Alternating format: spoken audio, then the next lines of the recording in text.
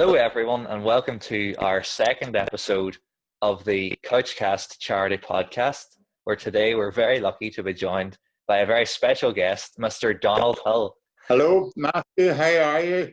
I'm all good. I hope you're keeping well. Oh, thank God, I'm keeping well, despite everything that's going on at the moment. Yeah, it's a strange time, isn't it? We're all stuck indoors. Yes, very strange times. At least we've been very fortunate. The weather has been so good. True. There hasn't been a terrible lot of rain since the beginning of March, so things are going well that way, and people can get out into their gardens if they're lucky enough to have one. Exactly. Not everybody's got a garden. If they're lucky enough to have a garden, they can get out there and catch up on the work.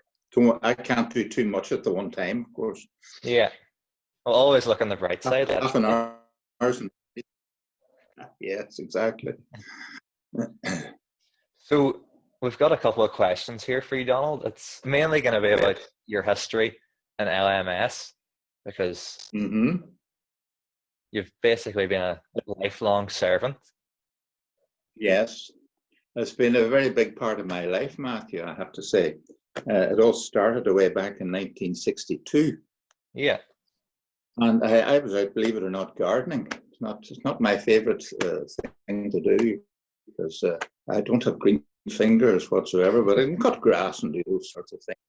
But my garden was just down below Northland Road. I lived at the top of Craigan Road onto Northland Road at that time, number 27C, Northland Road, I can remember it well.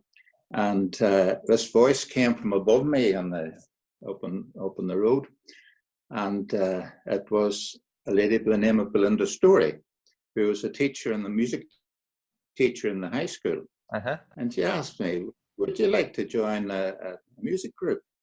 I said, "Yes, of course I have." Now I have to bear in mind here, I was only married in the previous April, and this was about July, so it was about 3 months before I just got married.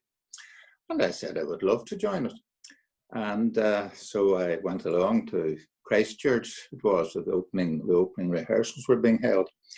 And there met a few other people, and we got started. And that was the beginning of the whole thing. And that's 58 years ago now. Yeah, that's crazy. So I've been in it ever since. So that was the start of it all, one conversation over the garden fence. Start of all. And that first year, well, it was in 1963, of course, we did a concert, and then we did a production of Gilbert and Sullivan's Trial by Jury. Yeah. And that was my first time ever to be on the stage at all, or in a sort of light opera, or I'd never been on stage in a play. I'd have done a concert or something like that. Yeah. But that's the first time that I was really on stage. I can show you a photograph actually of the principals at that particular time. Yeah. Can you see them? I can, yeah. Right. And from the left, that's myself, and then there's Alistair Kingham and Arthur Wilkinson, Stuart Smith, who at that time, not the Stuart Smith now we know today, he was also a teacher in the high school. Liam Smith, who was our first chairman, and then Marjorie Shepherd, who was a very good singer, soprano singer at that time. She joined as well. Yeah. But she doesn't live here anymore. She went over to England. All right. Yeah. So that was the beginning of it all, and that was held in the high school. The 2-night run. I can't remember what the tickets cost. Probably about 2 shillings, which would be 10p in today's money. First.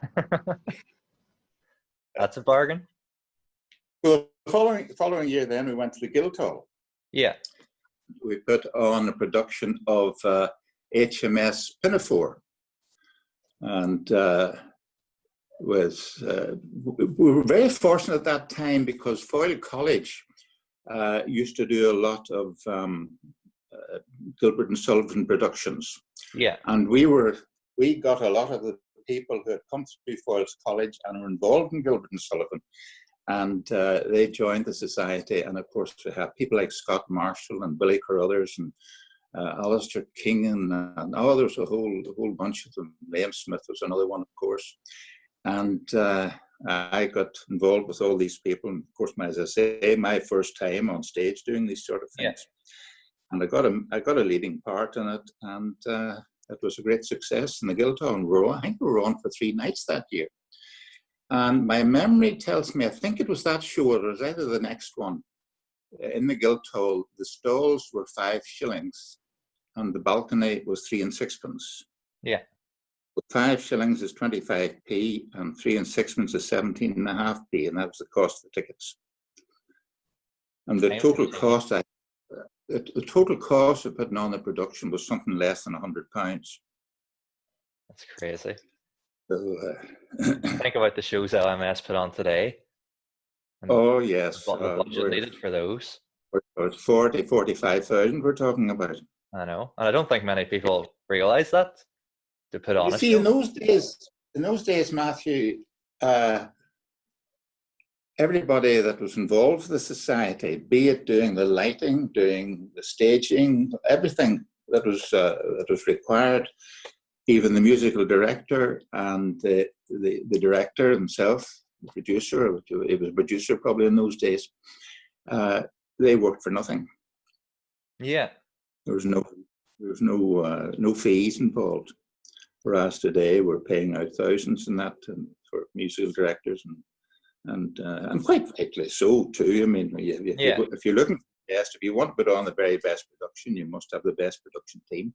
Exactly, very true. We're lucky to have a very good production team. Yes. So then the following year we put on Pirates of Penzance, and we had been in touch, or somebody in the society had been in touch with a gentleman, I've forgotten his name for now, a gentleman from Waterford. Yeah. And he saw our show and encouraged us to come down and take part in the Waterford International Festival of Light Opera, which we did. And we thought we were the bee's knees going down here in our show. And out of 13 societies, we came 12th. So we weren't as good as we thought we were. But that same year, there was I had started a wee group. There was 4 of us called the Shillelaghs. Yeah. And that was Alex Kingham and Scott Marshall and Olivia McFarland. Olivia McFarland later married Scott, in fact. So, and myself. And we had this wee group, and we sang at a lot of wee concerts and things everywhere in the old pub and so on. And we entered a ballad competition, a fringe event that was on in Waterford that same year. And we won it. There we go. We got a big trophy and £250 between us, which in those days was a lot of money. Yeah. To get 250, that was £62.50 each. So that was, I'll show you a quick photograph of that. That's myself there, and Billy Carruthers, and then Scott Marshall, who was one of the Shillelaghs, and Alistair Kingham, who was also one of the Shillelaghs. So that, as I say, we came 13th, but we had a great time. Yeah. That's what matters. That's exactly. So that was the next we did in 1966. We did Mikado and did very well actually down in Waterford. We came 3rd, and I can remember the adjudicator saying to us, our first opening remarks were, "I cannot believe that this is the same society that was down here last year." It's such a change in year, yeah. That was a great start, and that year we came 4th, I think, overall. Jeez. And that was with Mikado. And then in 1967 we did 67. I don't remember what we did in 1967. I can't remember. 68 anyway was Iolanthe. Yeah. That's another Gilbert and Sullivan. All the shows we were doing every year was Gilbert and Sullivan at this stage. LMS was really, those were kind of the roots, weren't they? Gilbert and Sullivan. That was the roots, yes. Yeah. I think most societies, when they were starting, sort of went into the Gilbert and Sullivan shows. But they were great shows to do, and they were very popular, of course, in those days. But we had a great men's chorus, with 15 of a men's chorus, and it was just on. That's one of the great things I remember about the show. That's a rare. But one of the funny things that happened in that particular, I was playing the part of Lord Montararat, Nigel Lemon was Lord Tulluller, and Trevor McLucas, a wonderful actor. He played the part of the Lord Chancellor. Was it? Lord Chancellor, I think he was. Yeah. We were doing this trio, and we were getting encores, and we were in about a fourth encore. And I turned around to see Strephon, who had been played by Alistair Keane, coming walking onto the stage, started speaking, and we were going to do another encore. So I went over, hey, get off. So we did another encore, and then he came back on and said, as I was saying, then I went on with the rest. So we remember that. So that was then we left Gilbert and Sullivan, and in 1969 we did Oklahoma, and we did very well. I was playing the part of Will Parker, and that involved a lot of dancing. You wouldn't think to look at me now that it was a bit of a dance in those days, but I had a wonderful girl called Noni O'Sullivan who played the part of Ado Annie. Yeah, and she was a wee light girl, you know. She still is a wee light girl, although like myself, a wee bit older now. But we had to do what was called an Oklahoma Hello, which involved swinging her one way and then the other way, and then bending her back and kissing her. All the acrobatics. I couldn't have done it with anybody else but her, because she was so light, you know. But we had great crack at that. Wonderful. So that was the start of it all, and then of course that flourished out into various shows. Then, for instance, 1975 we did Merry Widow, which was a wonderful show as well, and the next memorable one, of course, the following year was Hello Dolly, which I played the part of Horace Van de Gelder in that, and June-Ann Baxter played Dolly. She was a wonderful Dolly, and so that was a good show. Now the one part, of course, I must bring in here as well is because of the Troubles, we didn't have any shows from 72, 73, or 74. Yeah. We could have easily broken up at that particular time, but we managed to keep going with the help of a gentleman called Noel Miller, who was our musical director at that time. And we did all sorts of concerts all over the place. And we were down Portrush, and we did we'd take a show and do all the music out of the show. You know? Yeah. And that was very good. Kept the thing going. We even did the Messiah one year, and we also did a thing by Mozart as well, and so that was good fun. So we came back onto the stage again in 1975, and 75 did Merry Widow, and then in 1976 Hello Dolly.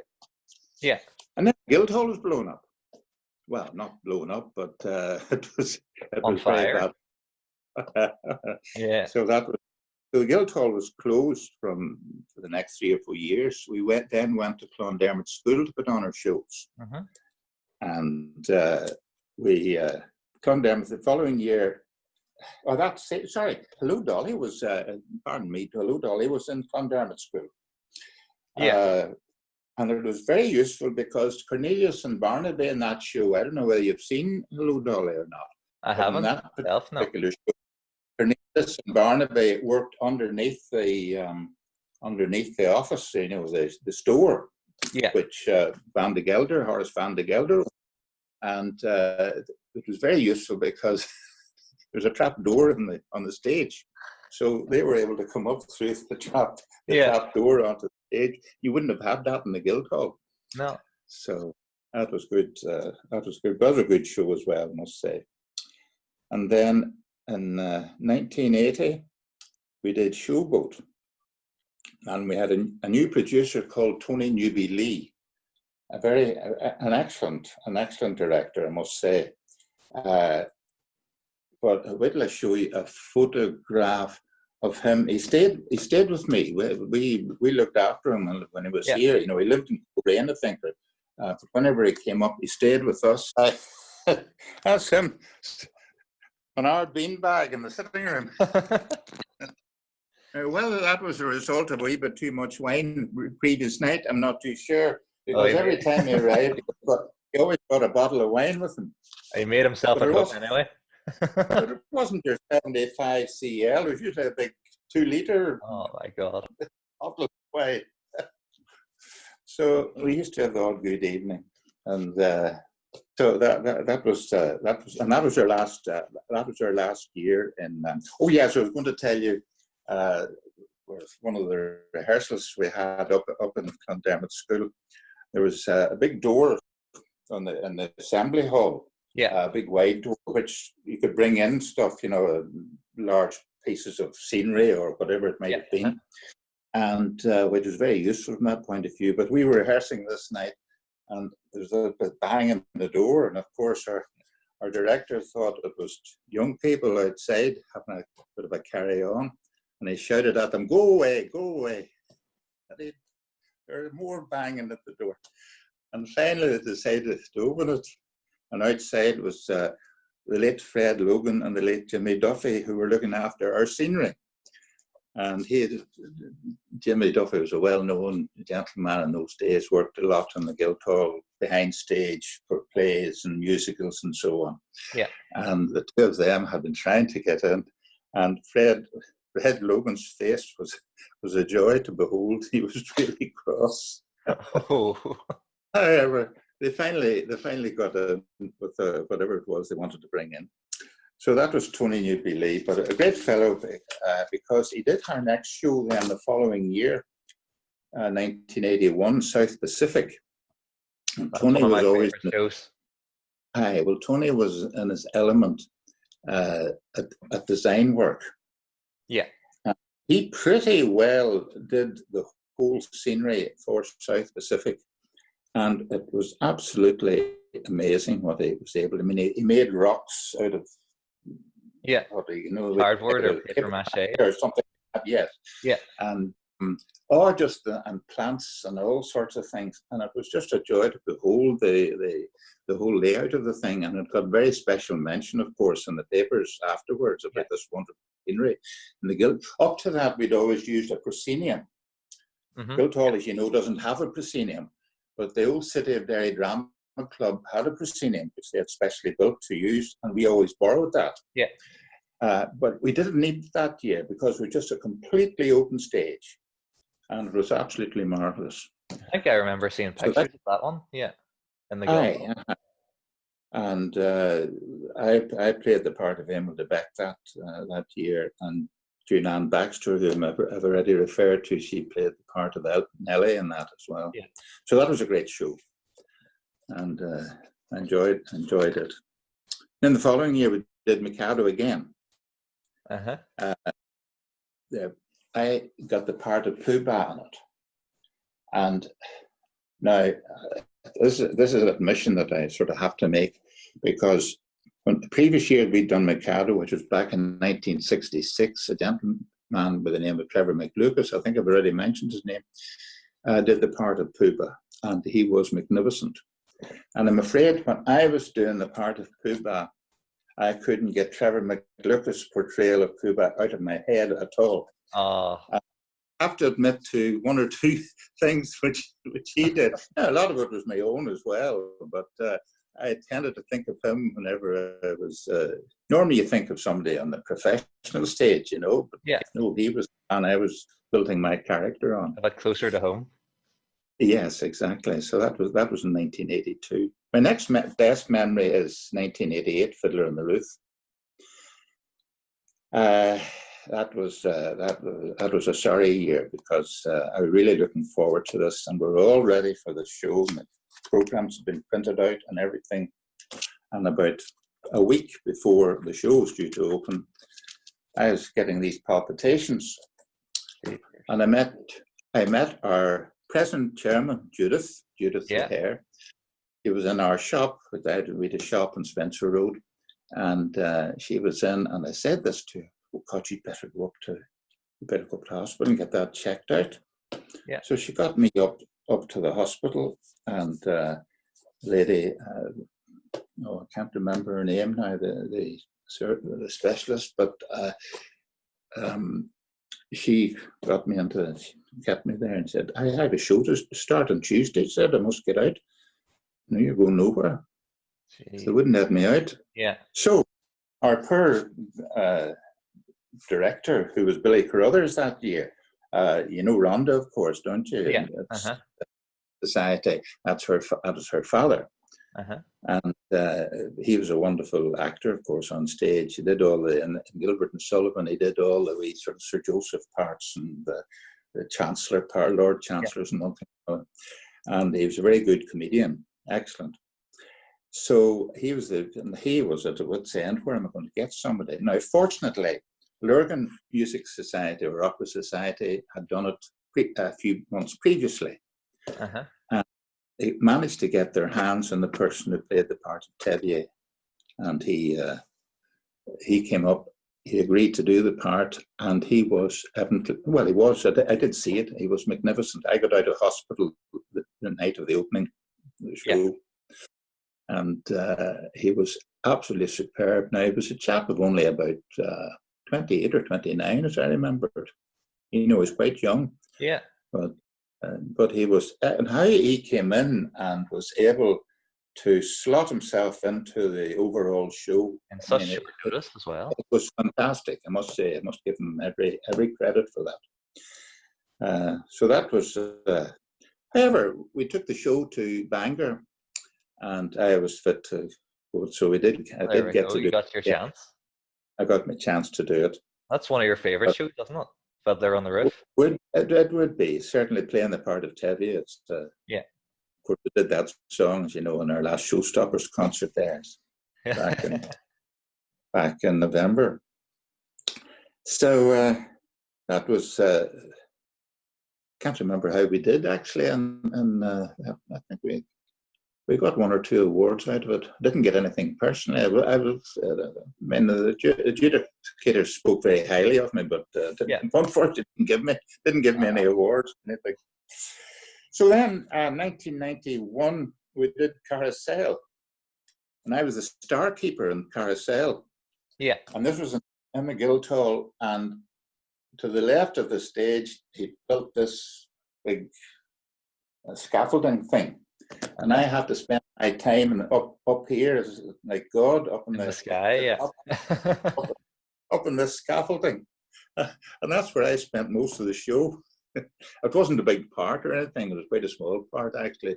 But I just thought it might as well stay up here. There's no point climbing up and down. At least you had the best view. Well, exactly. Then there was, at that particular time as well, 1989, Showstoppers started. That was the first year. That was the first year. Now, it wasn't called Showstoppers in those days. It was called An Evening of Song and Brass. That was ourselves with the song and the Britannia Band with the brass. Yeah. And that was on the 23rd of November, 1989. That was held in the Guildhall. And that was the start of a magnificent run of 31 Showstopper concerts. Yeah. And the wonderful thing about that is the amount of money we've raised for charity. I don't think I'd be overestimating and saying it was it's in the region of 300,000, if not more. Fantastic. Which I think was a wonderful thing. And we went to various, for that first year with 6. No, the song and brass didn't go on tour, but the first Showstoppers went on tour. That was about a couple of years later.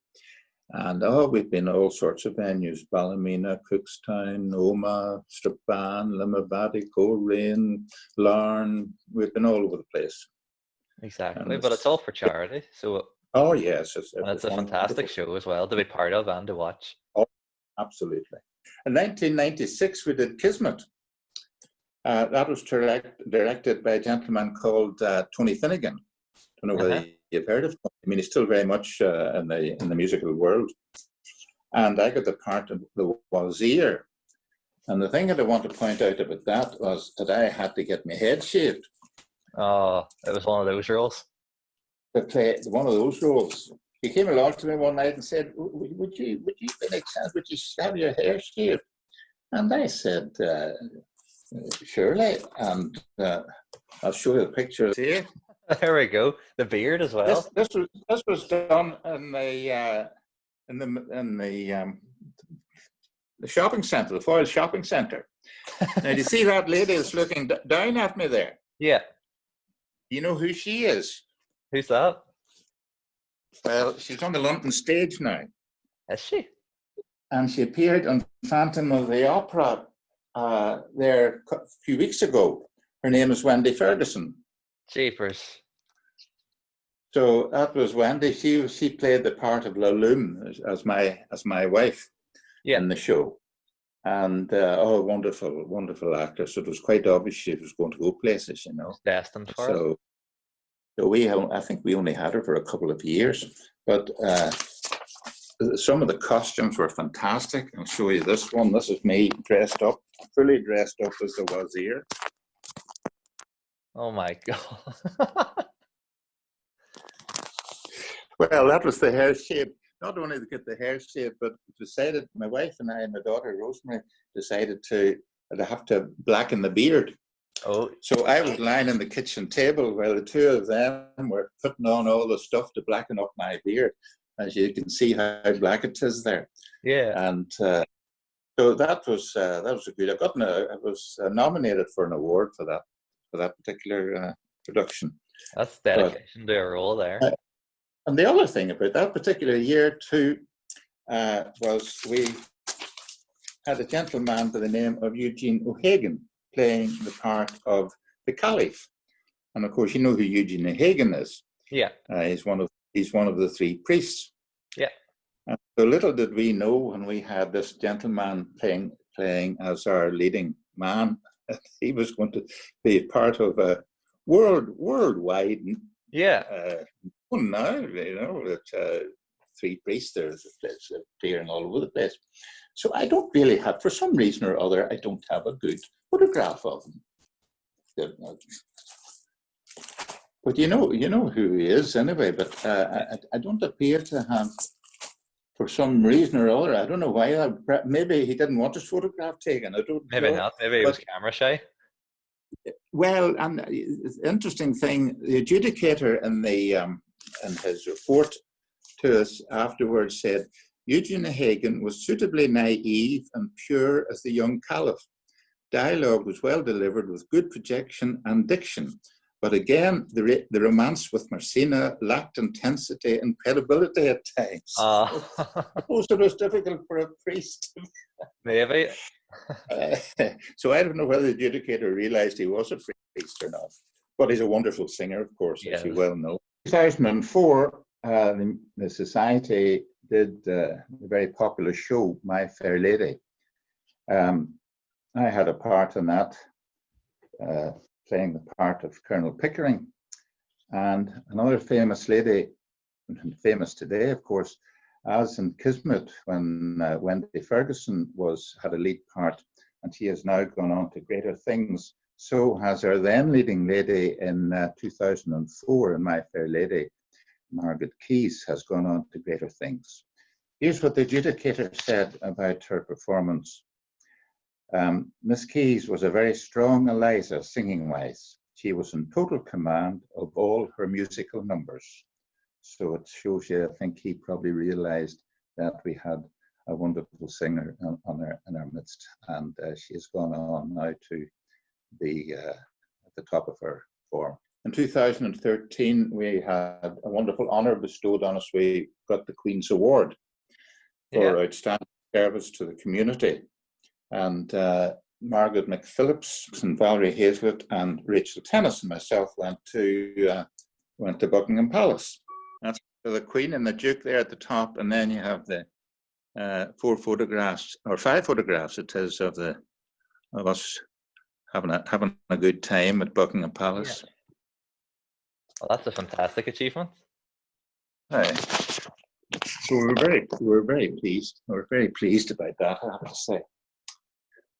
So then, the year 2000, that's another highlight. I did the part of Bumble that year. But my granddaughter Hannah had just been born. Yeah. And there was 4 of us on stage. With myself, and there was my daughter Rosemary, And then Christine came on stage as Oliver's mother, and then with Hannah as a. That's the. So that was her first appearance on stage. She was 3 months. She was 3 months old at the time, I think. First. So she's had a long. She has had a long. She's 19 years of age now, so she's been on the stage for 19 years from the very start. So that was a good show as well. And I can remember that was in the. I think that was in the Rialto actually. That particular show. Yeah. Yes, it was in the Rialto. That's one of the things about LMS as well, is it started off more as a wee small group, and then it branched out to so many different families, and there's a real family atmosphere about it. Oh yes, there is. Oh, absolutely. It's a bit like the Britannia Band. They were very much the same thing. Yeah. I mean, the Britannia Band's full of families as well. Goodman's, of course, being the principal one, and of course Jim Goodman has been very much part of the Music Society over the years. An excellent member, and well, he was a member and whenever he became musical director, he couldn't be professionally involved in the society and be a member at the same time. We are an amateur operation, and nobody in the society gets paid. So that's and then really I didn't do all that many shows. I think I was still on the stage right up to about 2011 or 12. I came back to do a part in Annie. Yeah. And then, of course, the next high spot then was last year with Guys and Dogs. Yeah. Doing the part of the grandfather. And but I've said this before, and I'll say it repeated many times. It was wonderful to go onto that stage as somebody a fair age, to see the talent of young people that were involved with the society as well at the same time. And that's the wonderful thing at the moment. We don't have we're very heavily dependent on the young people. It's great to see it. We have sprinkling of sort of the older ones as well, but they sort of give the life and they everything to everything we do. And the talent that is amongst you all is absolutely fabulous altogether. And of course, you had a wee bit of a problem in the showstoppers. Last year, losing your voice. But people like Ashton Murphy, for instance, and winning the so it was wonderful voice, and winning the award, of course, in Dogs as well. It was great. And then, of course, my own granddaughters aren't far behind too when it comes to it. It's lovely to see them on stage as well. Exactly. It's great to have the family atmosphere. Yeah. On and off stage. In 2012, of course, I got my 50-year medal. So I'm now looking forward to 2022 to get my 60-year medal. So I will, in 2 years' time, I will have played 60 years, and that's if I can make it. I have to make it through this virus, first of all, of course. Oh, we'll all make it through. Yeah. That's the straight of pretty well of the society. A whole lot of other things happened as well, but you can't pack everything into 20 minutes or half. Well, that was really good. So it's very thorough. I just have a couple more questions here for you about LMS. So the first one is, what would be your proudest moment of your time in LMS up to now? Proudest moment? Oh dear me! I suppose it's hard to. I was very proud now that we won the Queen's Award. That made me very proud. Yeah. Indeed. I suppose, you see, I worked all those years, and I never looked upon myself as a great performer. I was reasonably good, I thought. And I could sing all right, and I could move about the stage all right. But you get some people who are brilliant singers, and you've got some people who are brilliant actors, and all that sort of thing. Yeah. I wouldn't have said that I'm brilliant at anything, but generally I can. Don't put yourself down. You've a I fantastic. can do a reasonable job, but never seem to be just quite good enough to get an award, except that particular year. In Kismet, where I got I was nominated. I came, I don't know whether it was second or third. There's three nominations. And unfortunately, I didn't get the actual award. So that my wife Nan always held that over me. Of course, she got an award one year for stage management of My Fair Lady in Bangor. Bangor used to run a music festival, and I can remember actually when we did the show My Fair Lady and Guildhall, the staging became an awful problem for some reason or other, and on the final dress rehearsal, they still hadn't made up their mind about a whole lot of things, and suddenly Olivia McFarland, who was the choreographer, she said, well, I think she was Olivia Marshall at that stage, she said, let's do the whole thing in grey. Forget about colours and everything. Do it all in grey. And Roy Wright, who was who sort of was involved as well, and he said, right. So they started out, they got the paintbrushes out and they started painting everything grey, all this flat and everything. Very radical decision.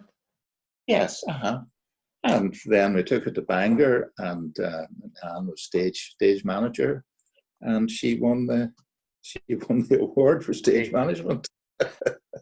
It's amazing of madness, yeah. It's amazing how things work out. So you asked me about the proudest moment. Those would have been two highlights. Yeah. And I suppose my next one would be when I did Fiddler on the Roof in 2000, whatever year it was, the last time it was done. I got doing the part of Tevye again, of course, and that was my second time to do it, and I really enjoyed it. It was a wonderful show, and got great reports and everything. Especially after missing out part of it the first time, yeah. Exactly. I got it all to myself the second time. So that covers that. There's nothing else really stands out. But I'm very proud of the society overall, and it's very to be appointed as the president of the society. I've been the president now for 10 years. Judith became chairperson, and I became president the same year. I can't remember what year it was. I think it was about 2009 or something, 2010. So double trouble. He has done a very good job as chair. In fact, we're very lucky again to have some very good people in our council. Dawn's just magnificent. Never stops working. Exactly. And Valerie Hazlett, our secretary, and it's always. And my own daughter, of course, is Christine as treasurer. There's so much dedication and passion for everything in it. There's nothing that's half done. Exactly. So we've been talking about proudest moments, but would there be any kind of lows of all of your years? Yes. Well, lows were when I was chairperson, actually, or chairman. We had things were quite tough at that time, and it was hard to get. The troubles were going on, of course. This was the problem. Yeah. The fact that we have come through the troubles, and we're still here after 58 years, I think says an awful lot about how the society has been functioning and how it's been run. Exactly. The people we've been very fortunate, and directors and people looking after music. Jim Goodman has to take an awful lot of credit for keeping the show on the road as well.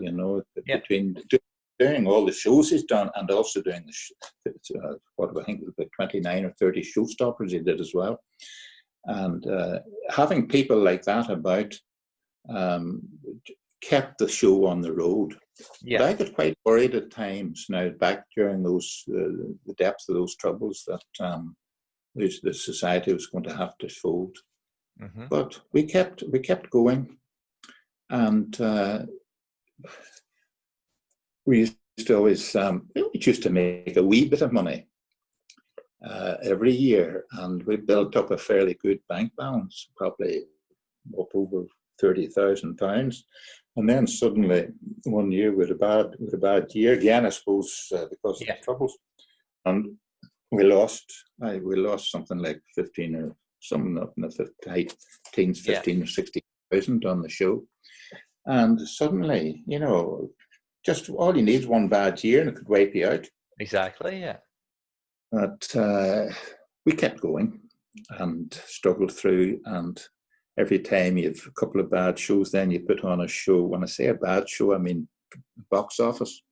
Yeah. You put on shows you think will be good box office. For instance, Cara's Calamity Jane, the last time we did it, we made a huge profit on it.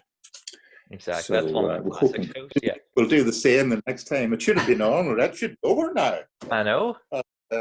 Unfortunately, the way things have gone, but this virus is hitting everything. Of course, it's not just ourselves. Yeah. At least as far as a music society like ourselves is concerned, okay, we're not doing anything, but then we're not losing anything either. Exactly. It's not costing us nothing. We just hope when we get started again that all the people will come back in again and the show can go on. Yeah. Yeah. I mean, Calamity, we've redated Calamity for March next year. Mm-hmm. But already we know two people, as my granddaughter, Hannah, she's going to be at university, and then Owen Callahan is he's going to university. Is it drama school he's going to, or I think so, yeah. Uh-huh. Yeah, something like that. Yeah. So we're losing. That's two main principals we're losing. So there may be one or two others as well, but I think the other principals are all okay. And that's a good analogy as well, what you were saying about the troubles, how you have to carry through it. It fits for what we're going through now as well. Oh, yes, absolutely. Because we will get through it. Everything takes time to pass, but we just have to stick together, even in life, not in performing, but in life. Yeah. Well, that's good, because now we're going to segue on to more questions about our current situation and what's going on. So the first question we have for you is, we're all stuck in the house now. So have you seen any unexpected benefits of lockdown? Well, the first unexpected benefit that comes is the birds. I hear more birds singing now than I've ever heard. Yeah. Unbelievable. And there's a lovely quietness about life. There's no rush. There's no suddenly I can sort of sit back and nearly enjoy my sort of say even I'm on my own. I mean I saw my granddaughter Hannah a week or two. She did a wee bit of shopping for me, but I couldn't go near her. Yeah. I've seen out the rest of my family. We Zoom every Sunday night. And we have a chat for about an hour and a half or 2 hours. Or for instance, last night was an hour and 3/4.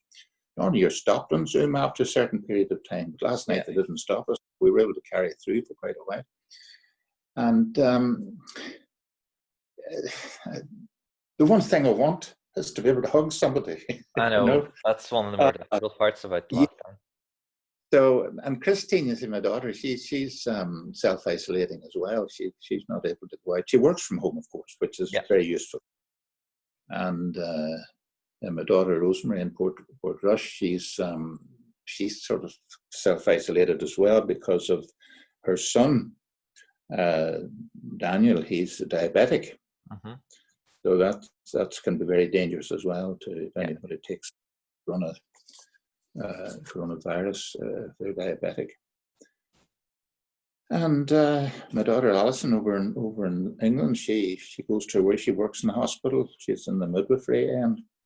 But the I understand it, the virus is not sort of close to her, but it's in the vicinity, you know. Yeah, that's very scary work atmosphere to be working in. Yeah, very scary.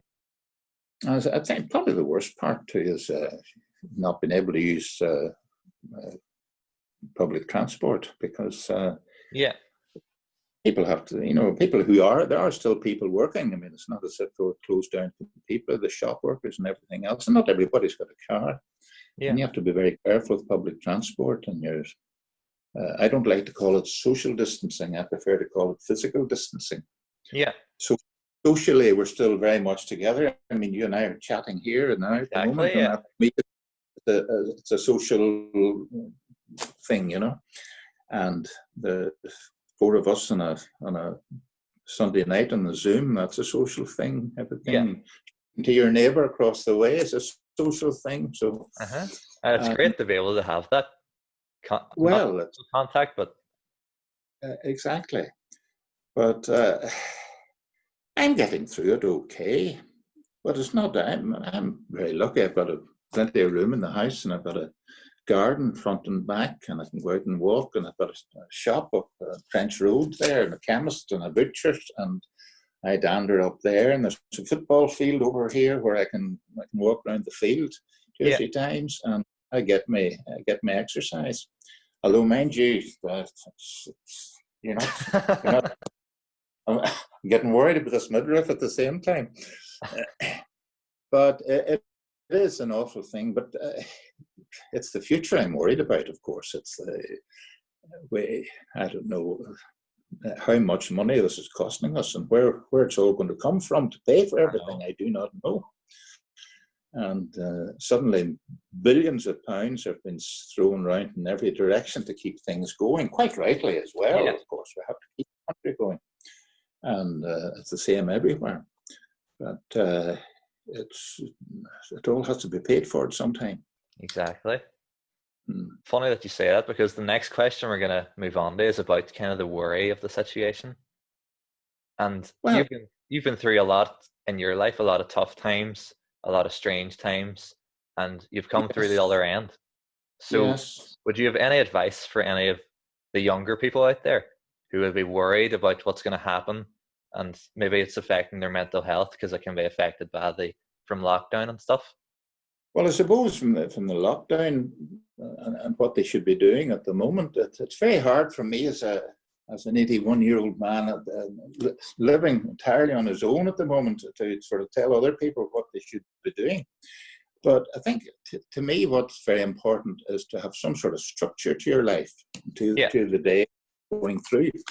I mean, everybody has their own ways of entertaining themselves, whether they do jigsaws or play board games or work on the internet or whatever they might want to do, or go out and do a bit of work in the garden.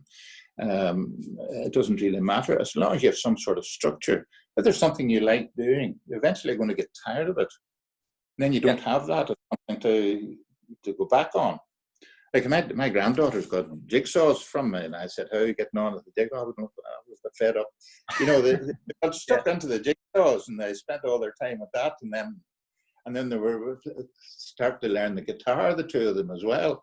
And of course, they did that much at it that they got fed up with that as well. So I think a wee bit of everything during your day, and go into the internet and try and learn something. You know, I mean, there are sort of schools going on at the moment, aren't there? I mean, I don't know very much about that, but people can go in and learn things. So that's my way of getting through the day. Is music is a good starter always, and going for walks when I can, when I'm allowed. And I don't do a lot of reading, but I can do a bit of reading as well. And but sitting down in the piano and singing a song to myself is probably as good a way as any as I have of passing the day. And then, of course, I have to cook my meals as well. So that can take longer than what it should do, really. I'm not a great cook, but I get through. So it's what happens in the future, of course, is another thing. Let's hope the universities get going now in September, October, whatever date they start, and that the young people can leaving school at the moment can get on with the rest of their lives. But it's going to be difficult for them. Yeah. There's no hard and fast rules as I see it. As I say, I miss my house for my grandchildren, daughters, and but I'll make up for it when the time comes. It's funny, I was up shopping the other day, and I remember this society up in the Trench Road, and she shouted over, "Oh, she'll be looking for a hug."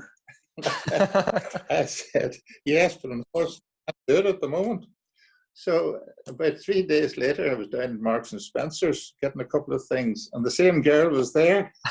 I said to her, "You're going up market today. Did you get that hug yet?" So we had a bit of fun about that. So, but it is, I think I'm not on my own. I think most grandparents want just a wee hug from their grandchildren. Yeah. Miss it very much.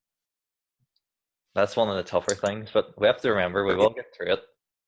Yes, we'll be able to see our family again. The one awful thing, of course, could happen if we don't stick to the rules, that we could have what they call a spike, and it'll all come back again. And that would be very worrying, because if it came back a second time, would we be able to cope with it? I know. I think often of people in flats and so on, maybe 3 or 4 young children, and nowhere to go, and it's must be very, very difficult for them, and how they manage it. And I'm sure it's a lot of cases where it's very problematic for them. But we have to get through it some way or another. We have to get through it and try and stay positive as well, as hard as it is. Yeah. Mm-hmm. The other thing comes to mind, of course, when you talk about the bad times that I've had. Of course, I lost a brother back in 1977, shot dead outside his home. That was an awful time. And we used to have a business in Strand Road, and that was burnt out. And the business in Spencer Road carried on there, but it was bombed on a number of occasions, fires and so on. Yeah. So the troubles wasn't an easy time for me either. It was carried a lot of heartache, unfortunately, for me. Yeah. But the most important thing is you were able to get through it. Yeah. You came out the other end. So that's with the help of a lot of good friends, and of course my family as well were excellent. But the other thing I said I want to hug. The other thing is I want to get out onto the golf course if I can. That's the one way of getting it. And you see, I can't understand why we're so slow in getting back to the golf course, because you go onto a golf course and big wide fairway, you've acres and acres of rough, acres of green, and you don't have to be anywhere near anybody else at all. I know. And I can't understand why. I can understand football and shows and that sort of thing, rugby and so on, not going ahead, because you're going to have whatever it is, 50, 60, 70, 80,000 people all in the one stadium. I mean, many people point out that unfortunately the horse racing, what do you call the one that the Irish all come over to, and Cheltenham? Cheltenham, yes. But still went ahead, which was very strange. It went ahead when most other countries were shutting down, and that was, I suppose, we look back and find things to pin blame on people. This will rear its ugly head, because there was, I think, 250,000 at that over the week. Yeah. All jowl by jowl, It was doubtful whether, and then I think there was a football match. It was at Liverpool, I think, were involved in a football match, which happened. Yeah. And against the Spanish team, where the virus had already been very rife in Spain before this football actually happened, and these people were all coming over to Aintree. So that's Yes, there'll be a lot to talk about after it's all over. Yeah, and I'm sure you'll be able to get back to your golf as well. Well, I hope so. I have to use a buggy now, so I find it very difficult to walk around the course. But you see, normally in a buggy you have two people, but I think when we're going the buggy now, it'll only be one person, so it'll cost twice as much to have a buggy. Well, I think that just about does us for all the questions. Right. So we'll end now with our song. That just about does us for our second episode of the CouchCast. So thank you for watching, and a big thank you to Mr. Donald Hill for volunteering his time. So thank you, everyone, and we'll see you in the next episode.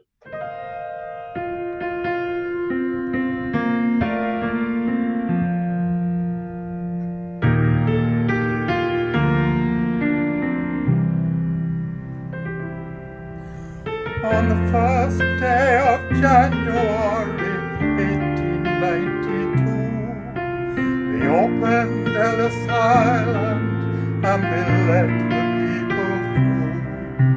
And the first to cross the threshold of that Isle of Hope and Tears was Annie Murr from Ireland, who was all of 15 years. Isle of Hope, Isle of Tears, Isle of Freedom, Isle of Fears, but it's not the Isle I left behind. That Isle of hunger, Isle of pain, Isle you'll never see again, but the Isle of Hope is always on your mind. In a little bag she carried all the past and history, and her dreams for the future in the land of liberty.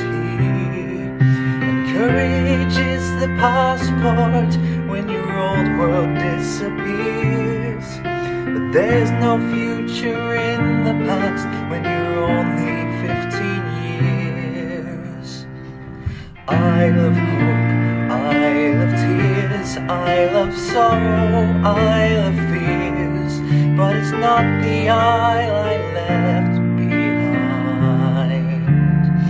That Isle of hunger, Isle of pain, Isle you'll never see again, but the Isle of home is always on your mind.